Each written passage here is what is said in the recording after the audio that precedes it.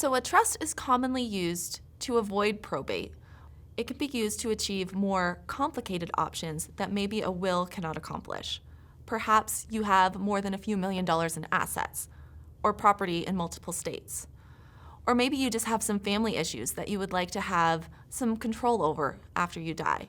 The key to a trust is that a trust then owns your assets, so then when you die, probate isn't triggered. The assets are owned within the trust, and the trust lives on.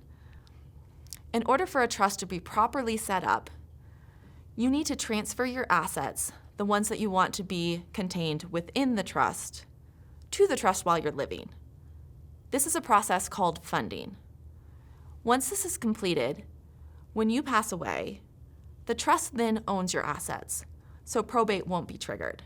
You need to make sure you complete the process of funding, which is moving the assets into the trust while you're living, to make sure the trust operates in the way that you want it to. If a trust isn't properly funded, it could still end up in probate and not operate the way that you want it to. While you're alive, when you fund a trust, the assets are still there. You just have to access them through the trust, as the trust now owns the assets and they're no longer in your name. So when you fund a trust, you're not relinquishing all rights to those assets.